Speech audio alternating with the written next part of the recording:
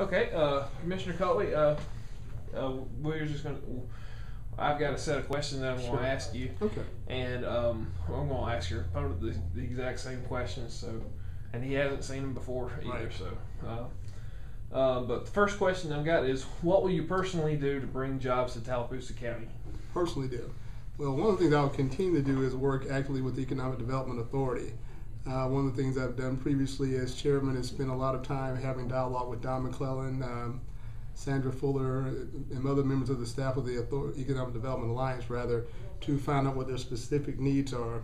Sometimes it means a matter of working to get more funding, and we've done that in the past. So, working within the commission framework, or sometimes discretionary funds can help out on projects, we'll do that.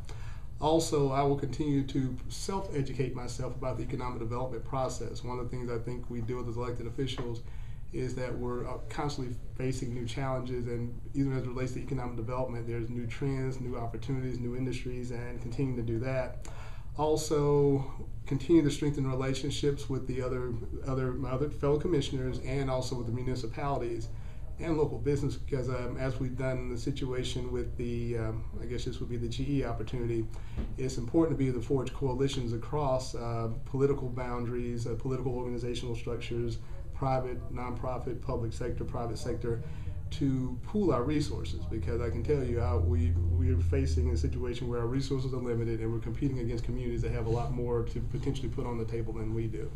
So those are the things I would look at personally, in addition to, as I'm participating in county commissioner conferences and things of that nature, looking for opportunities to tap into new federal funding, to see where new industry trends may be, and things of that nature. So, and there's always the little stuff, but those would be kind of the bigger issues I would focus on. Okay. During the next term, what do you personally intend to do to improve Tallapoosa County? Well, a lot of it centers around economic development, but as I said before, in addition to that, I would like to look beyond just our traditional focus on bringing a new industry.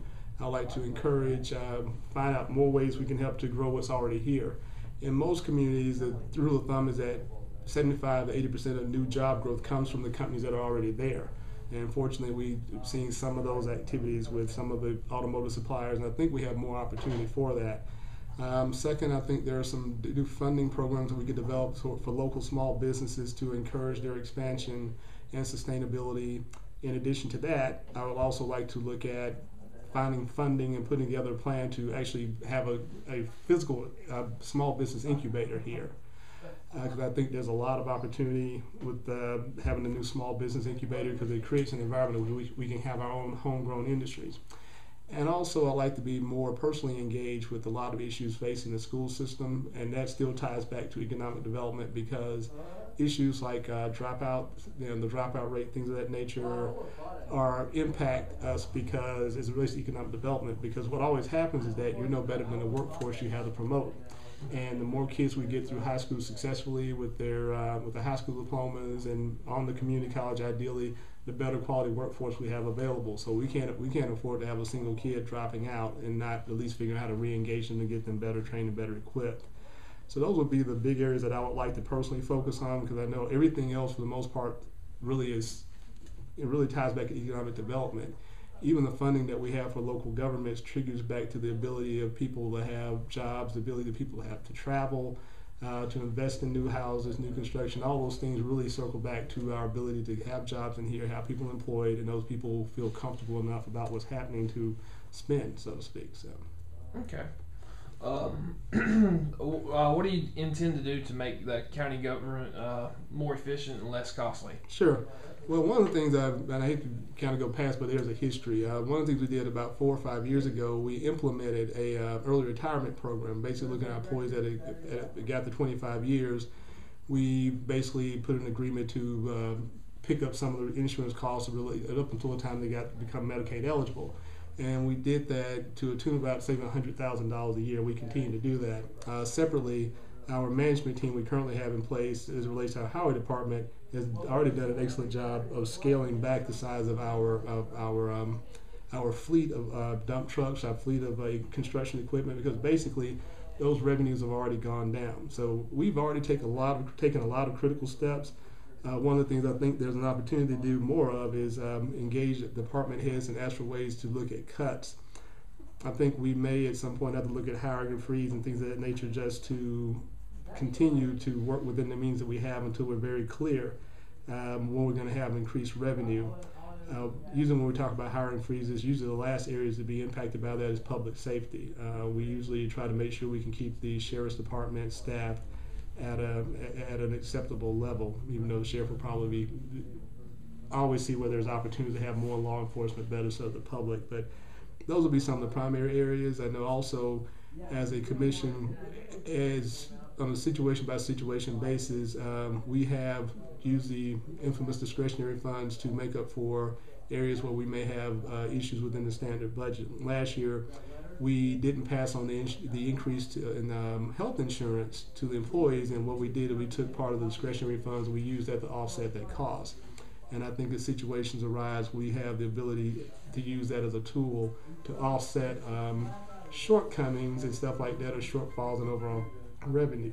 So those would be some of the immediate things that we would look at to make it more efficient, more effective. We really run I think a pretty lean ship as it is right now. I think there's always opportunities to improve, and a lot of those ideas will come from employee feedback and what have you. Okay. If you're reelected, how would you be able to stay in touch with your constituents, and how would you prefer that people contact you? Sure. One of the things that we did in part of this process of the campaign was actually set up a campaign website. It's www.coley.tc, and after the campaign, we're going to make some enhancements to the website, and that will become one active mechanism. Obviously, I have my website address is tc@coley.tc. Also, another email address is tlcoley@bellsouth.net. In addition to that, as obviously home contact information, 256-212-9316. I have 2 different cell phones that are available, so all that information will be available and published. So there'll be a variety of ways for people to get in touch with me. I'm also having some dialogues about the merits of occasional community meetings, looking at possibly doing either on a monthly or quarterly basis. I think I may try to have an initial meeting, see what type of feedback we get, and see if this is something that needs to happen monthly or quarterly. What happens a lot of times is as commissioners, because people don't quite understand the difference between commissioners and the city council people, at least I've run into, is that a lot of questions and issues that are brought to me actually turn out being city issues, and I usually refer people to the appropriate person in the mayor's office or the appropriate city council person that covers their area. So those would be the ways that I'll be looking at the website, email, the home phone and the 2 cell phones, and even make the work number available as well. So. Okay. And there's also the courthouse. So there's usually about 6 or 7 different phone numbers, 2 email addresses. Yeah. Okay. All right. Kind of explain your position on the discretionary money that commissioners get. Sure. My position on discretionary monies is that I support us having the ability to make decisions about where funds go within our district, with the understanding that each commissioner gets an equal amount of money. When I first joined the commission back in 1998, what always happened is that 3 commissioners, usually representing some of the more rural areas of the county, would always tend to get together and vote on how the money was allocated, and my district always came up on the short end of that. And I always pledged that there was ever an opportunity to create a funding situation where it all got equal amounts of money, that I would be in support of that. And we were fortunate to, when these funds came available, at least have them, because the majority of the commission, actually I think it was the whole unanimous voted for that for the funds to be allocated to the individual districts. It wasn't until 2010, 2006 during that election cycle we're actually able to get the monies equally divided. 20% goes to each of the districts. I think it gives us the ability to do projects in our district where we're more sensitive to the issues that our constituents have than someone who maybe is on the south end of Tallapoosa County, things of that nature. I think it allows us to be responsive. I think it allows us to help organizations that may have other shortfalls. And as I said before, the monies are all spent within the guidelines established for general fund expenditures. So it's not like the discretionary funds are just free for all and they can go anywhere without any legal oversight. These funds fall under the jurisdiction of the state auditors, so they're audited, they're tracked, they're observed, and the rules for their expenditures have to fit within the same framework as the general fund. So, we have a lot of legal protections in place.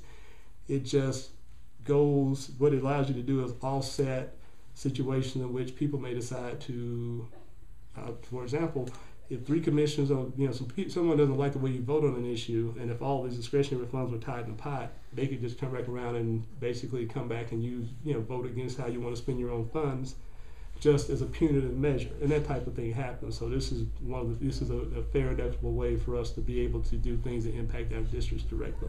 Okay.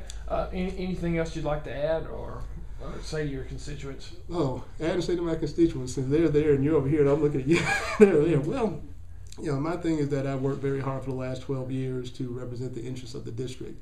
One of the things that's been a little different is that I have a district that has some county roads and some city roads. So I have a real mixture of, I call it rural and urban, if you will. And so I believe I have an ability to move between those two constituents, understand the needs of people in the rural areas, because I tend to live in a rural area myself, but also because I would have, I'm in and out of Alex City a lot, I get those issues as well. Also, I think I've worked very hard to, as opportunities have been in place, to institute a lot of new ideas, new strategies.